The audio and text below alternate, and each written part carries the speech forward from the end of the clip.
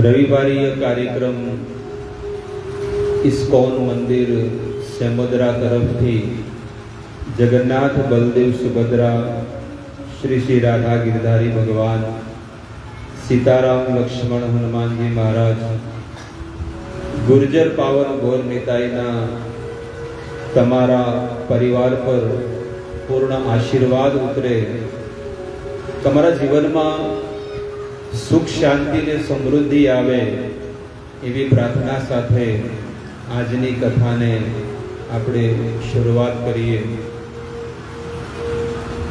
आपणुं बहु मोटुं परम सौभाग्य कहेवाय कि आवा समय में पण आपणा जेवा बद्ध जीवोनी उपर भगवान कृपा करे छे।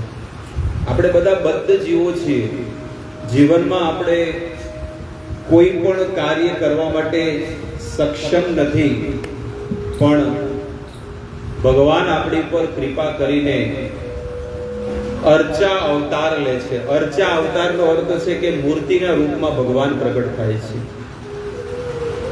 पण कलियुगना प्रभावथी नास्तिक लोको भगवान पर विश्वास नहीं करता।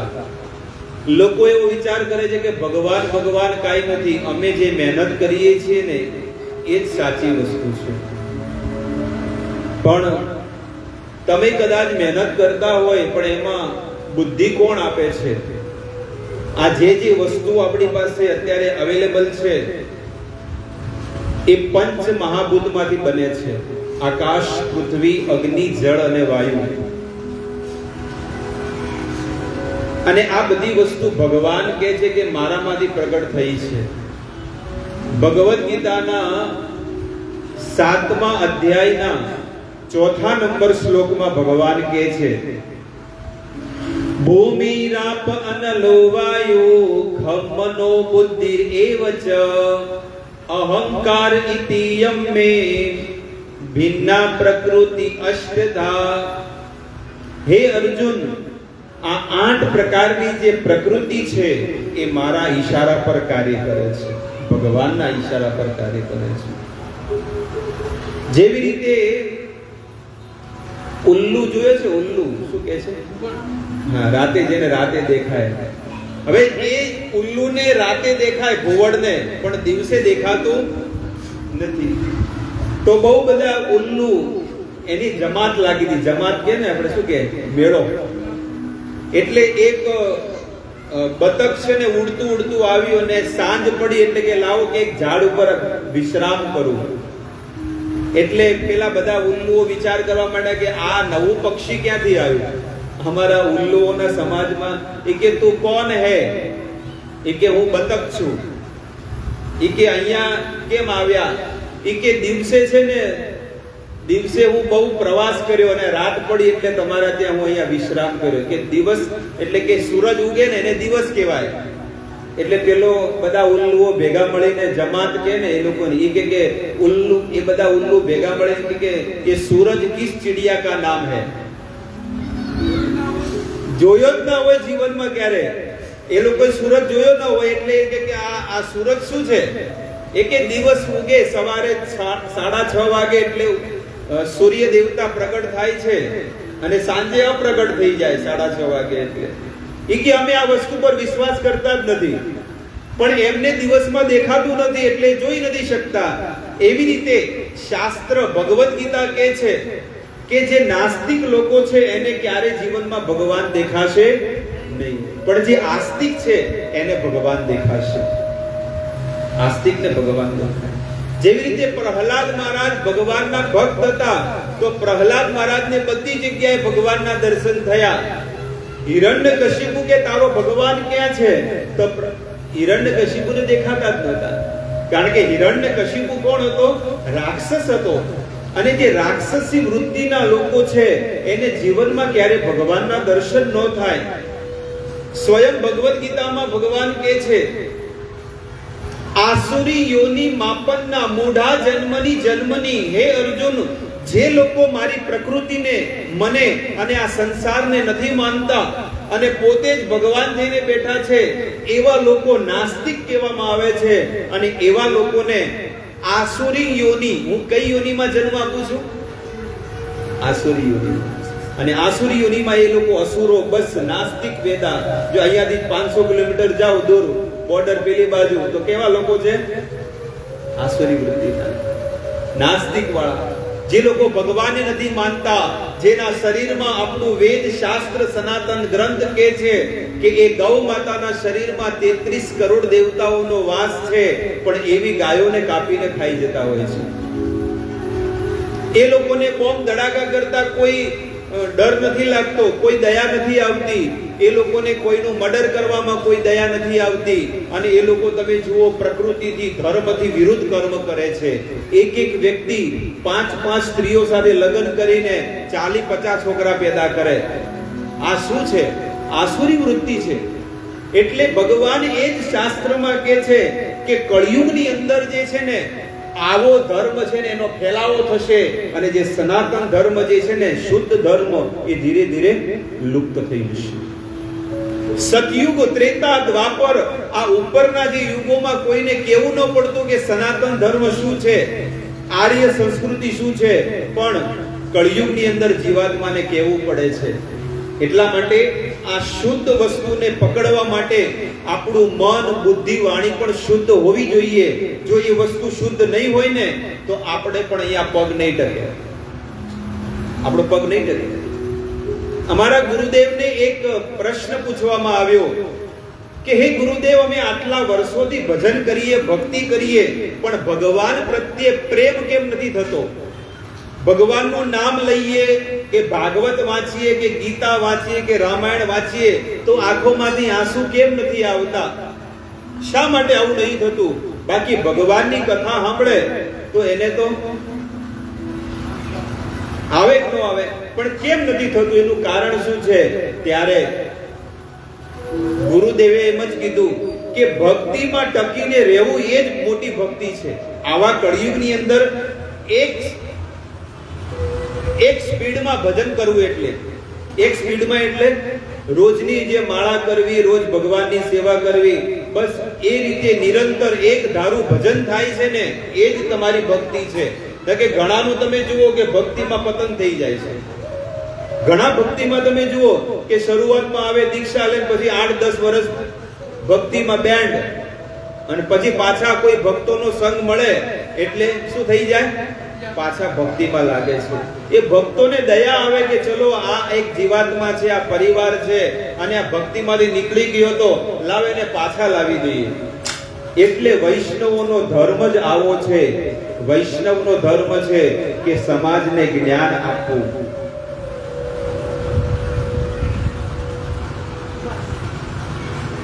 આવી રીતે શાસ્ત્રોમાં આનું વર્ણન કરેલું છે. તો હવે 2-4 દિવસ પછી કયો તહેવાર આવે છે? ના 2-4 દિવસ, જન્માષ્ટમી તો હજી ઘણી વાર છે. રક્ષાબંધન. બીજો કોઈને કોઈ યાદ છે શું આવે છે? નથી ખબર કોઈને. એ દિવસે બીજો પણ ઉત્સવ છે, અને એનું નામ છે બલરામ જયંતિ. ભગવાન શ્રી કૃષ્ણના જે મોટા ભાઈ જે છે ને, બલરામ, જે વૃંદાવનમાં પ્રગટ થયા, એમની માતાનું નામ હતું રોહિણી માતા. એમનો જન્મ દિવસ છે, પણ આખી દુનિયામાં કોઈને નહીં ખબર. આખી દુનિયામાં કોઈને નહીં ખબર. આ તમને કહી દઉં, આપણને જ પહેલી વખત ખબર પડી છે કે ભાઈ દરેક રક્ષાબંધનને દિવસે બલરામજીનો પ્રગટ દિવસ, પૂનમ, અને પૂનમના દિવસે ભગવાન બલરામ પ્રગટ થયા હતા. ભગવાન આયા, એના 1 વર્ષ ને 15 દિવસ મોટા છે ભગવાન બલરામજી, એવું વર્ણન છે શાસ્ત્રોમાં. પૂનમ પછી 8મા દિવસે ભગવાન કૃષ્ણ, એટલે 1 વર્ષ ને 8 દિવસ મોટા છે બલરામજી. એના 1 વર્ષ પહેલા પ્રગટ થયા હતા દેવકીના ગર્ભેથી. કૃષ્ણ અને બલરામ બે સગા ભાઈ જ છે, પણ એ તો ભગવાને માયાદેવીને કીધું. માયાદેવી એટલે આ કળિયુગમાં નહીં કે તમે માયામાં પડ્યા છે, એ માયાદેવી. માયાદેવીને કીધું કે તમારે મારું નાનું સ્મોલ કામ કરવાનું છે. શું? મારો એક અંશ દેવકીના ગર્ભમાં મથુરાની જેલમાં છે, તો એમાંથી એને ટ્રાન્સફર કરવાનો છે, એમાંથી લેવાનો છે એને ગર્ભને, અને વૃંદાવનમાં ગોકુળમાં રોહિણી માતા છે 7મા મહિને એમાં ટ્રાન્સફર કરવાનો છે.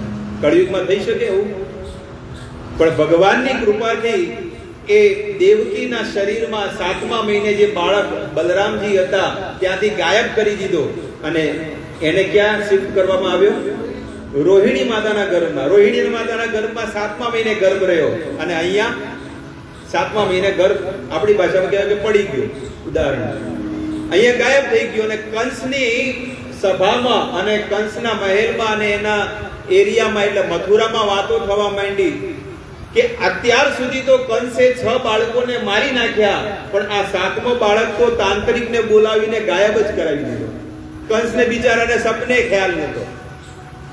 હવે કોઈ કરિયાણાની દુકાન વાળો હોય કે કોઈ બી હોય ભેરસેર કરતો હોય, પણ એ તો જે ગ્રાહક હોય ને એને શક પડી જ જાય કે આણે જ આ કર્યું છે.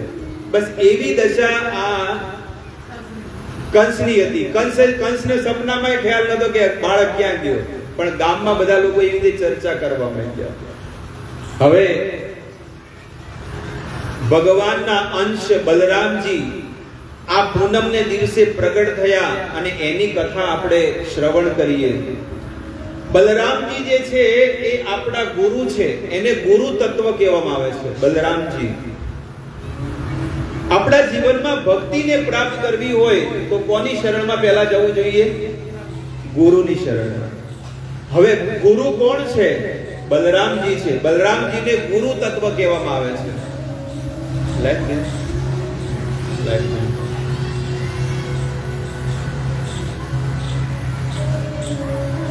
તો આ આધ્યાત્મિક જગતની અંદર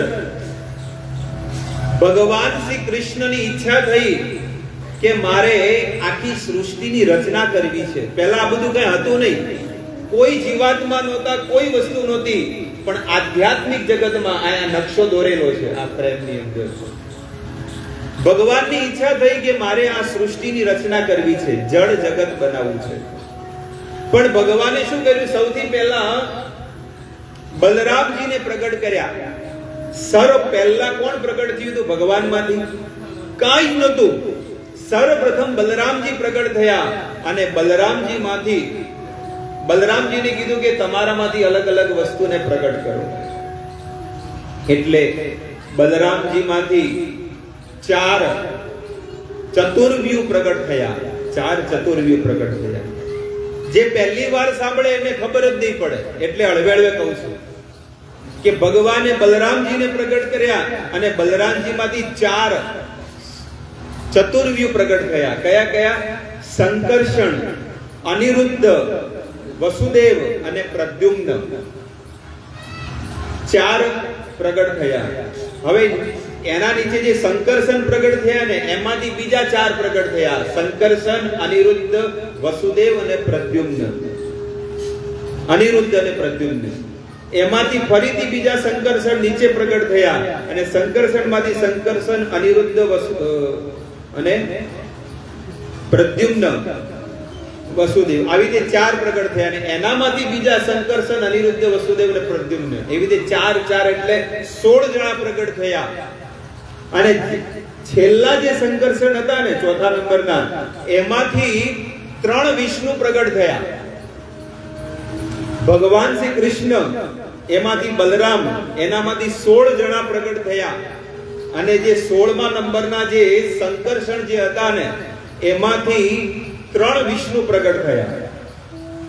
આપણને તો એમ જ ખબર છે કે વિષ્ણુ એક જ છે, એક નથી, પણ કેટલા છે? 3 વિષ્ણુ. અને એના અલગ અલગ વિભાગ છે.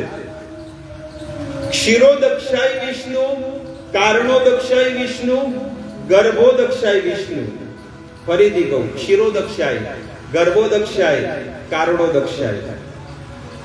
કારણોદક્ષાય વિષ્ણુ એ મેન વિષ્ણુ છે. 3 વિષ્ણુ જે પ્રગટ થયા ને એમાંથી કારણોદક્ષાય જે વિષ્ણુ છે ને એ મુખ્ય વિષ્ણુ છે, મેન. અને એમાંથી આખું આ બ્રહ્માંડ પ્રગટ થયું. કારણોદક્ષાય વિષ્ણુ. અને કારણોદક્ષાય વિષ્ણુમાંથી એક વિષ્ણુ બીજા પ્રગટ થયા જેનું નામ છે ગર્ભોદક્ષાય વિષ્ણુ. કયા? એ ગર્ભ સાગરમાં જે આ નીચે શયન કરે છે, જો આ નાનો ફોટો દેખાય છે વિષ્ણુનો, એ સુતેલા છે. પછી તમને દેખાડીશ કે કેવી રીતે સૃષ્ટિ ચાલે છે આખી. એ નીચે પાતાળમાં શયન કરે છે, એનું નામ ગર્ભ સાગરમાં છે. એટલે એમનું નામ શું પડ્યું? ગર્ભોદક્ષાય વિષ્ણુ. એકદમ પાતાળમાં શયન કરે છે, બહુ મોટા, વિશાળ, બ્રહ્માંડ કરતા પણ મોટા છે વિષ્ણુ. અને એમની નાભીમાંથી એક કમળ ખીલ્યું, અને કમળની નાળ જે કહેવાય, નાળ આ ડોકલો કહેવાય ને, એમાં આ 14 લોકનું બ્રહ્માંડ આવેલું છે. એની અંદર આ 14 લોકનું બ્રહ્માંડ આવ્યું છે. અને એમાંથી એક કમળ ખીલ્યું, અને કમળ ઉપર બ્રહ્માજી છે. સામે આનું બધું આખું વર્ણન કરેલું છે. આજે નીચેનું ગોળ ગોળ બ્રહ્માંડ દેખાય છે ને, એની અંદર બધું લખેલું છે કે કઈ વસ્તુ કઈ જગ્યા ઉપર આવેલી છે. જેવી રીતે આપણે આ ટેબલ અહીંયા છે, આ ટેબલ અહીંયા છે, આ ટેબલને કહેવામાં આવે કે અહીંયા આગળ બધી એડવર્ટાઇઝ જાહેરાત છે બધી મંદિરની. અને આ ટેબલ શું છે? આને કહેવાય વ્યાસપીઠ. નીચે જે છે એ શું છે? એ પાથરના છે, એની પર શ્રોતાઓ બેસે છે. અંદર શું છે? કે ભગવાનનો અલ્ટર, ભગવાનનું મંદિર છે. એવી રીતે આનું બધું બતાડેલું છે કે આખું બ્રહ્માંડ કઈ રીતે સેટઅપ કરેલું છે ભગવાને. કેટલા ઉપરના લોક છે, કેટલા નીચેના લોક છે, ભગવાન ક્યાં છે, નરક ક્યાં છે, આધ્યાત્મિક જગત શું છે. ઉપરનું જે ગોળ રાઉન્ડ મારેલું છે ને, એ બધું આધ્યાત્મિક જગત છે. અને નીચેનું જે ગોળ રાઉન્ડ છે એ બધું ભૌતિક બ્રહ્માંડ છે, જગત, જેને જડ જગત કહેવામાં આવે. જડ જગત એટલે નશ્વર જગત. અને વચ્ચે જે વ્હાઈટ દોરેલું છે ને, સફેદ ધોળું, એને તેજ કહેવામાં આવે, બ્રહ્મ તેજ. જેવી રીતે સૂર્યનો પ્રકાશ નહીં આવતો, એવી રીતે ભગવાનના શરીરમાંથી તેજ પ્રગટ થયેલો છે. અને એમાંથી આખી સૃષ્ટિ ચાલી રહી છે. તો કારણોદક્ષાય વિષ્ણુ, ગર્ભોદક્ષાય વિષ્ણુ અને ક્ષીરોદક્ષાય વિષ્ણુ. આપણા જેટલા પણ સંસારમાં અનંત કોટી જીવાત્માઓ છે ને, એના શરીરમાં જે ભગવાન વિરાજમાન છે એનું નામ શું છે? ક્ષીરોદક્ષાય વિષ્ણુ. કયા છે? ક્ષીરોદક્ષાય, કારણોદક્ષાય, ગર્ભોદક્ષાય. ગર્ભ સાગરમાં નીચે પાતાળમાં શયન કરે એને ગર્ભોદક્ષાય. અને મેન વિષ્ણુ જે વૈકુંઠમાં વિરાજમાન છે, વૈકુંઠમાં ભગવાન વિરાજમાન છે ને, એને કારણોદક્ષાય વિષ્ણુ કહેવામાં આવે. અને એ જ આખી બધી શક્તિને પ્રગટ કરે છે. હવે કમળની નાળમાંથી 14 લોક પ્રગટ થાય.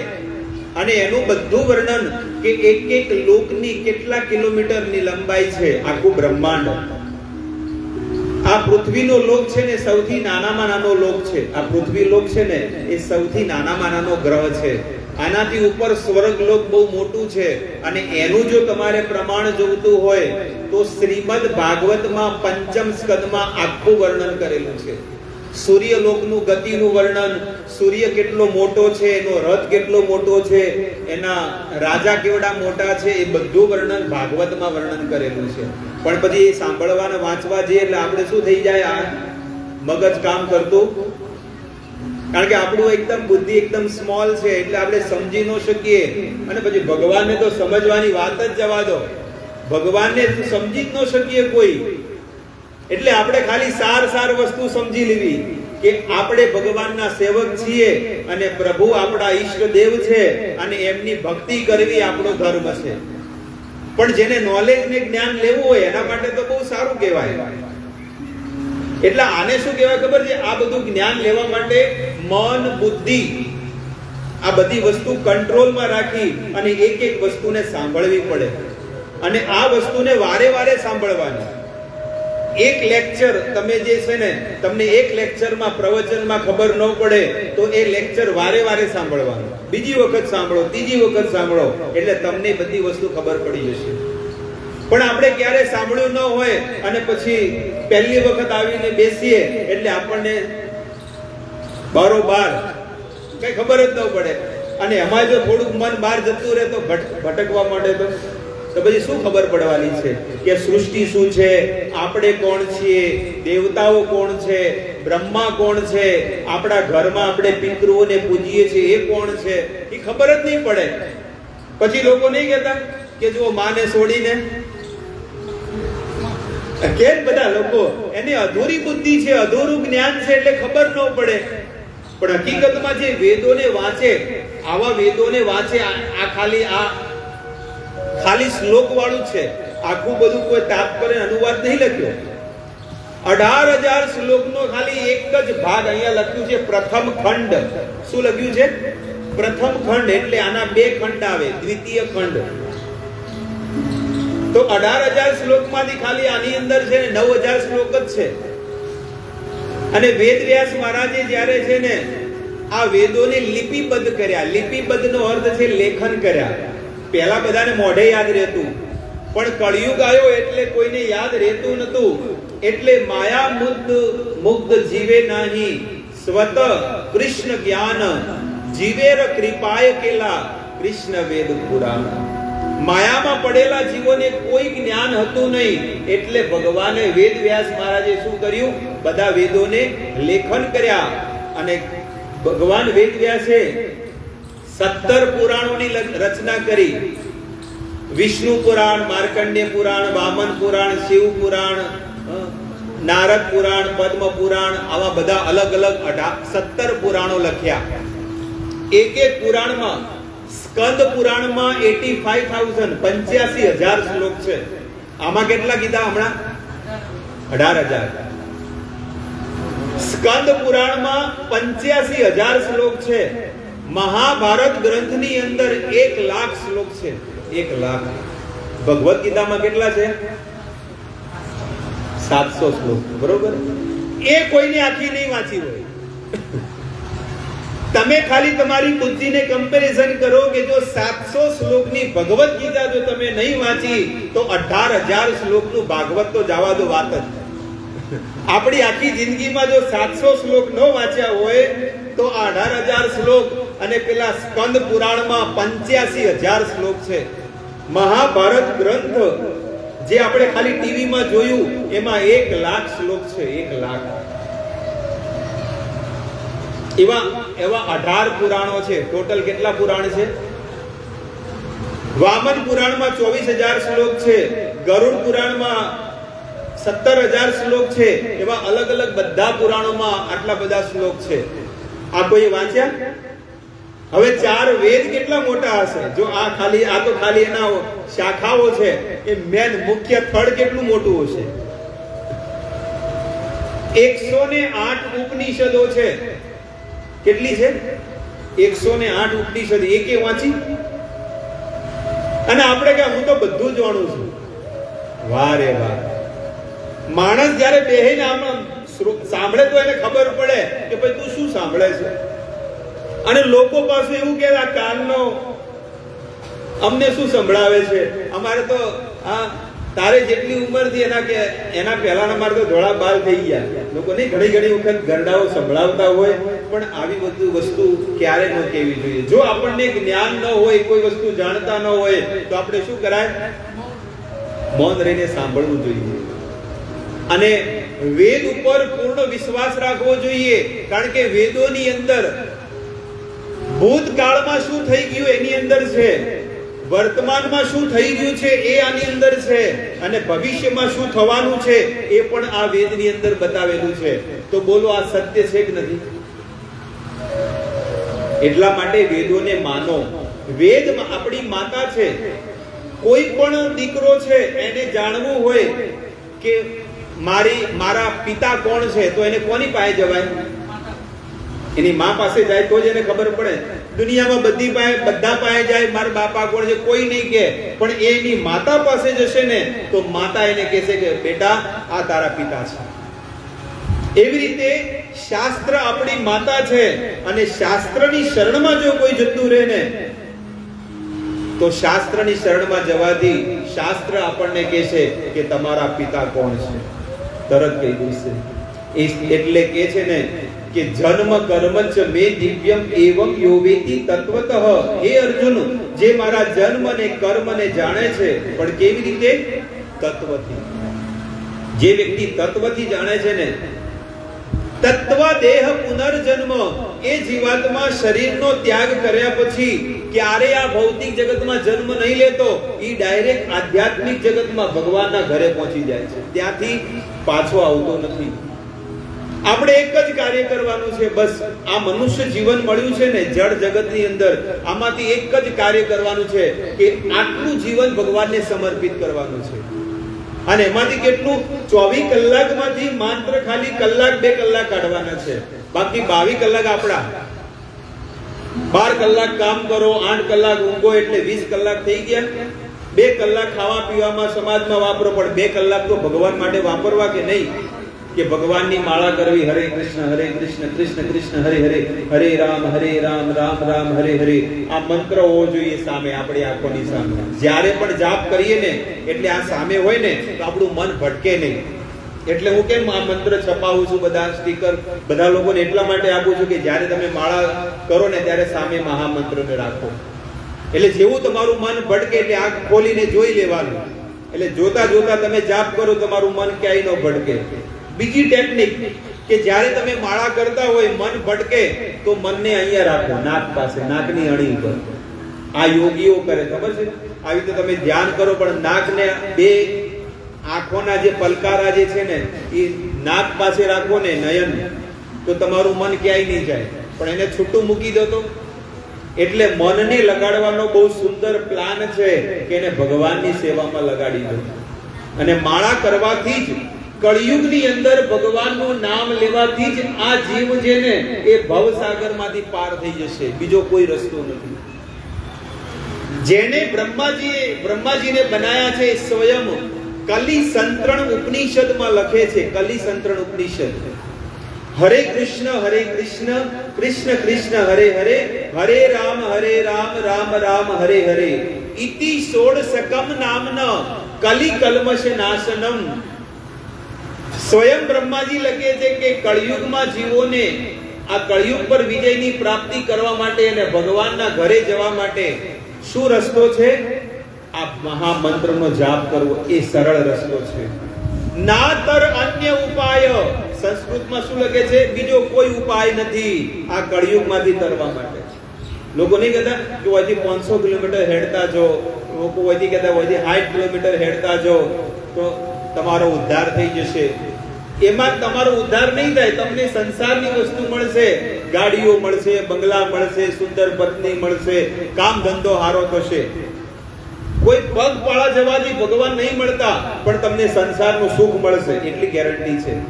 પણ જો આ આત્મા આ શરીરમાં જે ફિટ થઈ ગયો છે ને અને શરીરમાં દુઃખ ભોગવી રહ્યો છે, તમને એમ લાગતું હોય કે મને તો સુખ છે, ગાડીઓ છે, બંગલા છે, નોકર ચાકર છે, ધંધો હારો છે, પણ તમે તમારા જાતને અંદરથી હૃદયમાં પૂછી જુઓ કે તમારી પાસે દુનિયાભરની બધી વસ્તુ છે તોય તમે સુખી છો?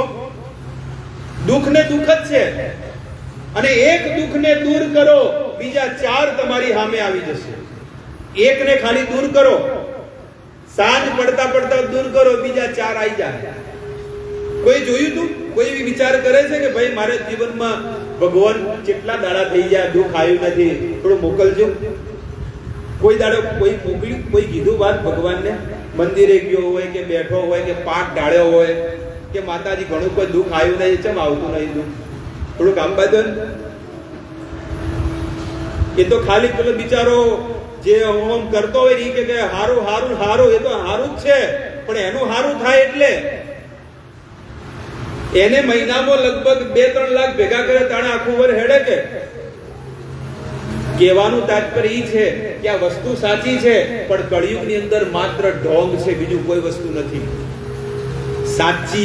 સાચા માતા અને સાચી વસ્તુ ક્યારે આવે છે? ડીજે વગર આવે, પાવડિયા વગર આવે, ઓટોમેટિક આવી જાય. પણ હવે તો બધું શું થઈ ગયું છે? આ જેમ જેમ કળિયુગનો સમય આવે અને માણસોને હાવ શ્રદ્ધા વધી જાય છે, માણસોને શ્રદ્ધા વધી જાય. અને પડેલા ફૂલ, જો એ વ્યક્તિના શરીરમાં માતા આવતી હોય ને તો જે જમીન ઉપર પડી ગયેલા, જેને પગમાં ફૂંદેલા ફૂલ હોય, એ જમીનમાં પડેલા પાછા એના પર નાખે છે. જોયું છે? અનુભવ કરો તમે કે જે બધા ચાલતા હોય અને એના પગમાં જે ફૂલ લાગ્યા હોય, બધા ફૂલ ફૂંદીઓ, શું કે પગ છૂટા પેલા ફૂલને છૂટા કરીને લોકો નાખે અને એ પછી પાછા જાય અને પાછા જમીન ઉપર પાછા લઈ અને પાછા એના એ ચડાવે, માતાજીને કબૂલ થાય? તમે કયો હારો, જેને પગમાં ખૂંદ્યા હોય કેટલાય માણસો અને તોય પાછા એ પાછા નાખે ઉપર. એટલે આ શું છે? ને કે માતા તરત ના પાડી દે, ભાઈ દોડ હાલે જ ના, વેડે ના હાલે, કોઈ ના હાલે. પણ તોય લોકો આની પર વિશ્વાસ છે. પૂર્ણ પુરુષોત્તમ ભગવાન ઉપર વિશ્વાસ નથી. જે સાત્વિક શુદ્ધ ભક્તિ છે એની પર માણસને વિશ્વાસ નથી, પણ આવા ધમ ધડાકા થતા હોય એની પર માણસોને વિશ્વાસ છે. એટલા માટે આવી અંધશ્રદ્ધા ઉપરથી નીકળી જવું જોઈએ. ક્યારે નહીં. મારા અંદર દુઃખ છે, મારા ભાગ્યમાં દુઃખ લખેલું છે ને, તો દુનિયાની કોઈ તાકાત એટલે કે ભગવાન પણ એ દુઃખને દૂર નહીં કરે. ભગવાન તમે તમારા જીવનમાં તમે જો તમે મહાભારત વાંચ્યું હોય, લખ્યું હોય, પાંડવોના જીવનમાં આટલું દુઃખ હતું તો ભગવાને કેમ દૂર ન કર્યું? તમે આખી મહાભારત જોઈ હશે ને સાંભળી હશે કે એમને 12 વર્ષનો વનવાસ થયો, એમનું આખી આ પ્રોપર્ટી લઈ લીધી, એના દીકરાઓ મરી ગયા, 5 પાંડવોના છોકરા મરી ગયા, કુંતી મહારાણીના ધણી પાંડવ મરી ગયા, માદ્રી જતી રહી, કેટલું દુઃખ પડ્યું. એને જીવતે જીવતા હળગાવવામાં આવ્યા હતા, ખબર છે? ઓલા મહેલમાં લાક્ષા ગૃહમાં બાળવામાં આવ્યા. તો આટલું દુઃખ કેમ પડ્યું? ભગવાન એ કહે છે કે આ જગતમાં કોઈ પણ જીવાત્મા ભલે રહ્યો, પણ એના જીવનમાં જે દુઃખ છે એ પોતાને ભોગવવા પડશે. કોઈ માતાએ બાળકને જન્મ આપ્યો હોસ્પિટલમાં, કોઈ માતાએ બાળકને જન્મ આપ્યો અને જન્મ થતાની સાથે જ એને 104 ડિગ્રી તાવ આવે. બાળકને નહીં તાવ આવતો? પશુને આવે, પક્ષીને આવે, મનુષ્યને બધાને આવે છે. તો એ તાવ આવે તો શું એ માતાએ બાળકનો દુઃખ લઈ શકવાની છે? એ પથારીમાં એની બાજુમાં જ બાળક સૂતેલો છે, પણ એનો 1% પણ એનો તાવ નહીં લઈ શકે, 1% પણ નહીં લઈ શકે. કદાચ માતા એમ કે ડોક્ટરને કે ડોક્ટર સાહેબ એક કામ કરો, એવી કોઈ ટેકનોલોજી છે કે આમાંથી ઇન્જેક્શન થી અડધો તાવ ખેંચીને મારા શરીરમાં આલ દો, તો થવાનો છે? એ બાળક રડે છે, દુખી થાય છે, પણ માતા જીવ બાળી શકે પણ કાઈ ન કરી શકે. બીજું, આપણા ઘરમાંથી કોઈ માણસ ઓછું થઈ જાય, આપણે કેટલા રડીએ છીએ, કેટલો આપણો જીવ થાય કે નાના પાછો આ માણસ ઉભો થઈ જાય, પણ એક વખત ગયો એ પાછો નહીં આવે. એવી રીતે આપણા જીવનમાં પણ આ જ વસ્તુ છે કે દુઃખ આપણે પોતાને જ ભોગવવું પડશે. કોઈ આપણા જીવનમાં જે દુઃખ લખેલા છે ને એ ગમે તે કરીને આવશે. દુઃખ હવામાં નહીં આવે, પણ એ દુઃખ કેવી રીતે આવે ખબર છે? કોકને નિમિત્ત બનાવીને આવે. આપણે આપણા જીવનમાં દુઃખ આવે છે તો આપણે બહુ દુઃખી થઈ જઈએ છીએ કે મારી દેરાણીએ મને દુઃખ આપ્યું, મારી જેઠાણીએ મને દુઃખ આપ્યું, મારી નણંદે, મારી સાસુએ, મારા સસરાએ, મારી ભાભીએ, મારા ધણીએ, કોઈ પણ A to Z કોઈ પણ વ્યક્તિ દ્વારા આપણને દુઃખ આવે છે, પણ એ દુઃખ છે ને નિમિત્ત બનીને આવે છે. જે દુઃખ આવવાનું હોય હવામાંથી નથી આવતું. ઘણા લોકો નહીં કે આ માણસ મરી ગયો, કે કેવી રીતે મર્યો? એ કે અટક આવ્યું. કોક પૂછે કે ના પછી કેવી રીતે મરી ગયો? એ કે બીપી લો થઈ ગઈ, હાઈ થઈ ગઈ, પછી અટક આવ્યું. કોઈ એમ કે ના એમને મરી ગયો, કોઈ કીધું આજ સુધી? બધા લોકો મરતા હતા, એટલે બધા લોકો કાળને કહેતા કે કાળ ખાઈ ગયો. પછી કાળ જે છે ને, કાળ આ દેવતા છે. કાળ આ જે મોત છે ને, મોત એ શું છે? એ જીવતો જાગતો દેવતા છે. એટલે કાળ જઈને બ્રહ્માજી પાસે ગયા અને બ્રહ્માજીને કીધું કે આ બધા લોકો તો મને કે કાળ ખાઈ ગયો, કાળ ખાઈ ગયો. એટલે બ્રહ્માજી કીધું કે હવેથી તમને કોઈ નહીં બોલે. હવે કોઈ બી માણસ મરશે કે કેવી રીતે મર્યો? કે અટક આવ્યું, એક્સિડન્ટ થયો એટલે મરી ગયો, ટૂંપો ખાઈને મરી ગયો, સહન ના થયું તે. આ એક છે ને. પછી કોઈ નહીં કે કાળ ખાઈ ગયો. પછી એની શું કહેવાય વજહ, એની શું કે એનું નિમિત્ત કે આ સહી કેવી રીતે મર્યો, કે આને એડ્સ થઈ ગયો, કે કોરોના થયો, કે આવી રીતે મરી ગયો. એટલે મનુષ્યના જીવનમાં જે દુઃખ મળે છે ને, એ પ્રકૃતિ દ્વારા મળે છે. તમારા કર્મ સારા અને ભૂંડા જે પણ છે એ તમને જ ભોગવવા પડશે, બીજું કોઈ નહીં આવે. દુનિયાના કોઈ પણ છેડે જતા રહો, પણ દુઃખ તો તમારે જ ભોગવવું પડશે, બીજા કોઈને નહીં ભોગવવું પડશે. કોઈ કેમ કે અહીંયા દુઃખ મળે છે, લાવો જમી જાગીર વેચી મુંબઈ જતો રહો. તો દુઃખ છે તો સુખ છે? તો વણા કરતા વધારે દુઃખ છે. જેમ તમે વયથી મુંબઈ જો તો મુંબઈ વધારે દુઃખ છે. અને કોઈ એવો વિચાર કરે કે ના ના વયથી વિઝા કરી અને મૂચો જવું, અમેરિકા જતો રહે. એકદમ ઠંડો પ્રદેશ હોય, કેટલી ગરમી. હાય બાપ, આ તો વરસાદ ને આ તો ભાદરવો તો હજી બાકી જ છે. ઓય આટલી ગરમી પડે એને કરતા ઠંડા પ્રદેશમાં ના જો આરામથી, કેટલી ગાડીઓને ડસ્ટ તો જરાય નહીં, તમારા કપડા કોઈ મેલા જ ન થાય. મારે પણ વૃંદાવન કથાથી એટલે આયા હતા હુંડાથી કે બાપુ અમે અમેરિકા છે ત્યાં આગળ કોઈ ગરમી નહીં, અને ક્યાંય પણ જાઓ, ગાડીમાં જાઓ તો એસી, મોલમાં જાઓ તો એસી, બિલ્ડિંગમાં બંગલામાં જ્યાં જાઓ ત્યાં સુધી એસી, તમારા કપડા ખરાબ જ ન થાય. મેં કીધું બધું સારું છે ત્યાં આગળ, બધું સારું છે, પણ એક વસ્તુ ત્યાં આગળ નથી, સાધુ સંતો નથી, ભગવાનની ભક્તિ નથી, સનાતન ધર્મ નથી.